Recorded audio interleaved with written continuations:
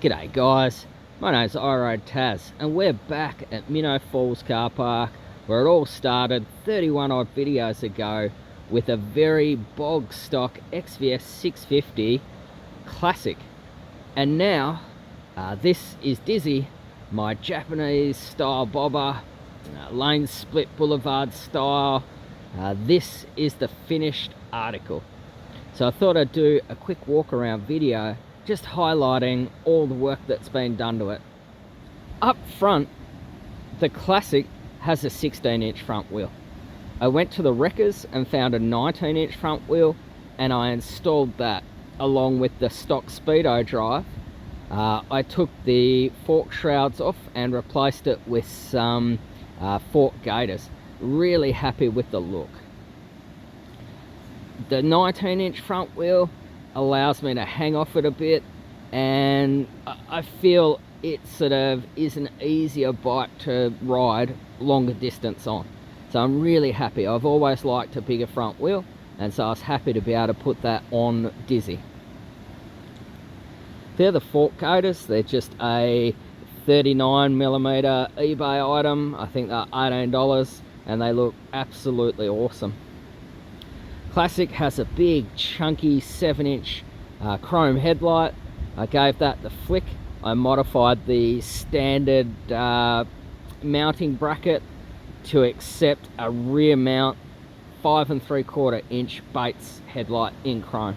Again, I'm real happy with how that's come out, and it helps to slim the front of the bike down, give it a narrow appearance. It's still a chunky wide look, but it's sort of a lot lighter and it certainly looks more narrow than what it does stock. The classic has the big heavy dresser guards, and I'm not running a front guard on this bike. That's not legal in Tasmania, but I'm taking the risk because I really like the look. We've got some Z bars or Z bars, got them off eBay. They're 8 3/4 inch rise. They use all the stock cabling and they look absolutely fantastic, and I'm really happy with them. They actually allow the bike to be more nimble. It seems to put your center of gravity up a little bit and it makes the bike more flickable. So along with all the extra weight I've taken off, the bike actually handles noticeably better with those bars on. I'm not a particularly tall guy, so the 8 3/4 inch rise is perfect. It holds my arms out almost horizontal or slightly below. Perfect position, and they look great.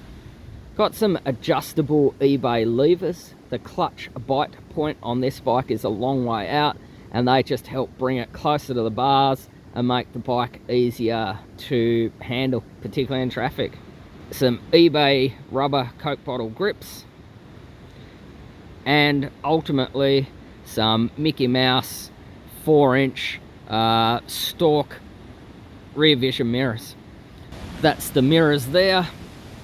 Provide great vision past your shoulders and certainly suit the retro look of the bike that I'm going for. Also up front, we've got a white retro 80mm speedo, cable driven. I got that off eBay and it works pretty well. It's not the most accurate device on the planet, but it certainly shows you where 60 and 100 is so that you can sit on the national speed limits. A bandana tied to the handlebars just for aesthetics. I've really tried to go for a retro rockabilly rat rod look for this bike, and I just like the look of that. It's sort of that, my bike leaks so much oil, I need a rag constantly on hand to sop it up sort of look. These are micro halogen indicators. I put them down low. They work really well. They're 21 watt, and so they don't affect the electronic system of this bike. I did try and put micro LED indicators on, but I could not get it to work. I've since discovered that one of the components wasn't working. It was tested by the manufacturer, and that's why I couldn't get it to work, but it was a lot of messing around for no real gain. So I'm happy with the way that these Oxford micro halogen indicators look. There they are on the front, and there they are on the back. Just in a good position, don't affect anything. They're really actually quite visible, so perfect, they do their job. The Classic has floorboards or footboards, and I changed them to pegs. Just helps slim the bike down, give it a narrow, more purposeful look. And the general consensus is that you can't have a chopper with floorboards. There's the peanut tank that I distressed or added patina or faux patina to. I used beer, vinegar, salt and water, and it came up really well. I also used clear coat to seal in and stop where I wanted it to be. Without clear coat, it would have continued to rust, which is not an issue, but ultimately I used the clear coat to hold the rusting process at exactly where I wanted it. I got a small pinstripe sticker off eBay, and I put that on before I clear coated the tank, and it just breaks up that big solid area of rust that would be the top of the tank. The tank comes with all the mounting brackets and a petcock, and it's designed for the XVS650. It's an eBay item, and I'm really happy with it. Looks fantastic. That set me off on a tangent of creating an entire patina look for the bike.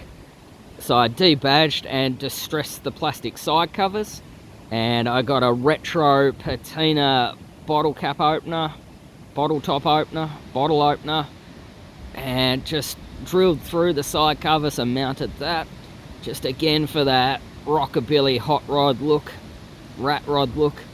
And I'm really happy with how those side covers came out. This is the left side cover.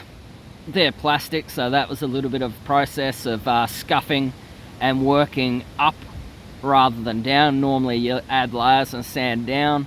In this situation I tried something different, and I scuffed and added the patina on rather than taking sort of paint off, and I think it worked out really well.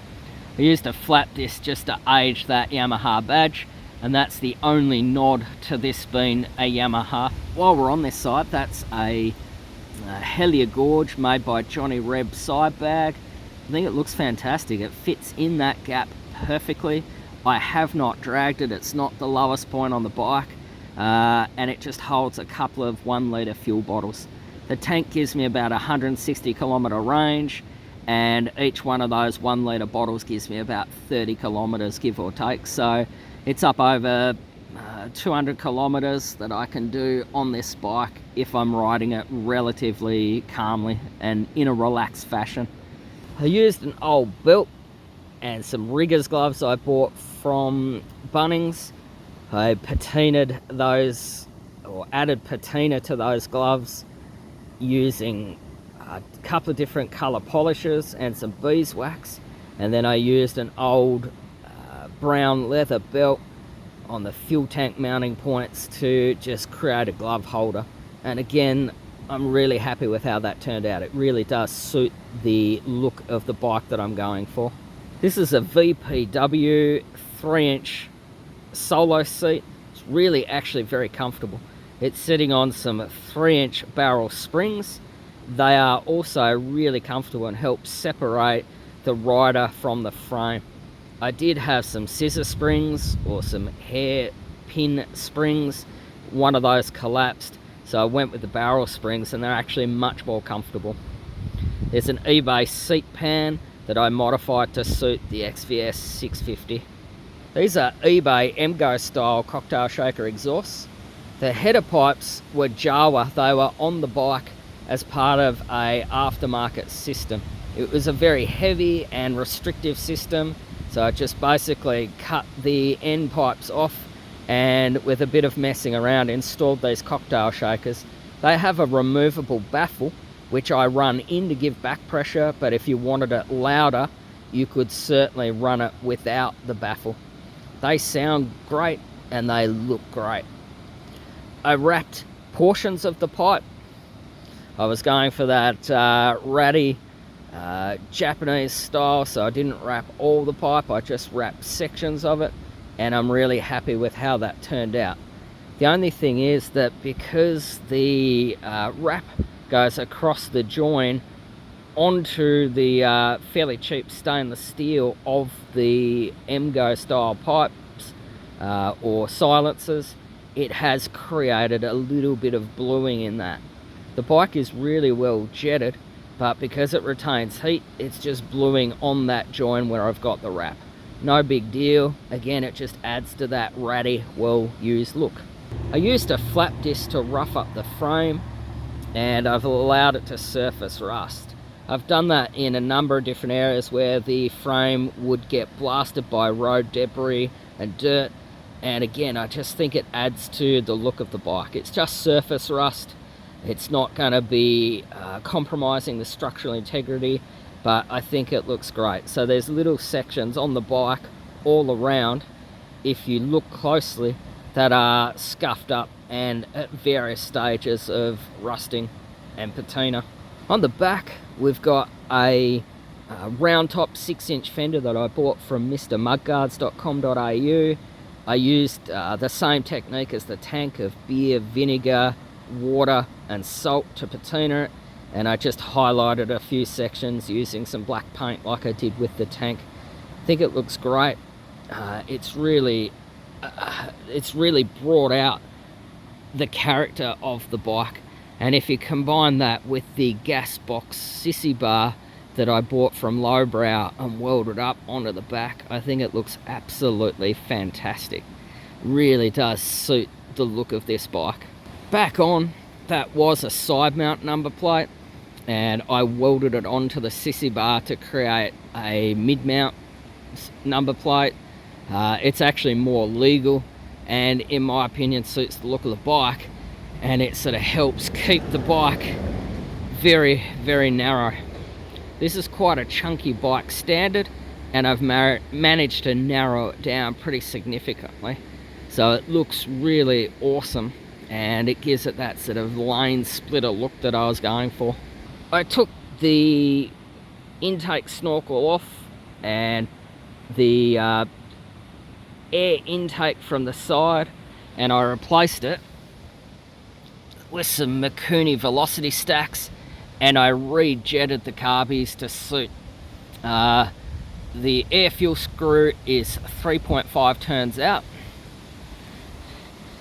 I took 2 loops off the CV carb slide spring just to give it better throttle response.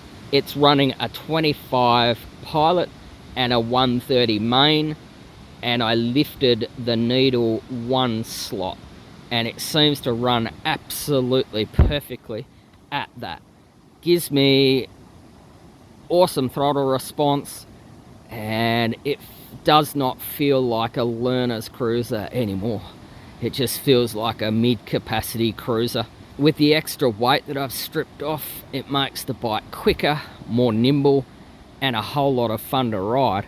And realistically, I have fallen in love with this bike. I bought it to do the project, have the fun of building it, and then I planned on flipping it, and I've fallen in love with the bike, and I actually plan on keeping it for the moment, at least until next summer to ride around, because I'm so happy with how it looks.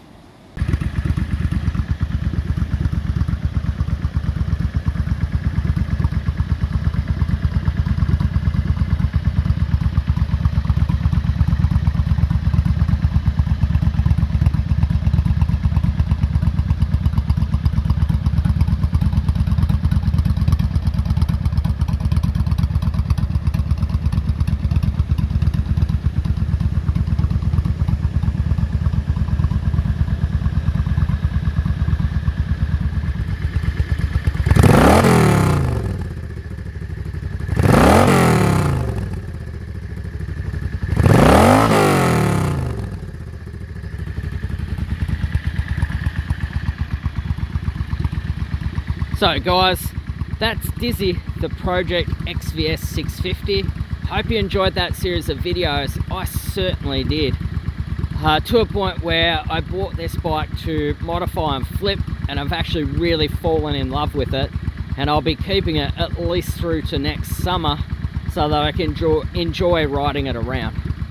If you enjoyed these videos or you got something out of them, feel free to click on the link in the description to buymeacoffee.com/iRideTaz and just buy me a coffee. It's not a big expense, it's one time, there's not much in the way of fees, it's not like signing up for Patreon. Just buy me a coffee, it helps put fuel in my tank and tread on my tyres. The aim of these videos is to inspire people to build bikes. They're not perfect, and I know that, but I make them in my driveway, literally with the most basic of tools, to try and inspire you guys to build your dream bike. And I hope you get something out of them. It'll take me a couple of weeks to find another project bike. It will most likely be another bobber, which I won't be able to resist adding some patina to, but we'll see. You never know what you can get on Facebook. So guys, my name's iRideTaz. Till I see you next time, I'm out.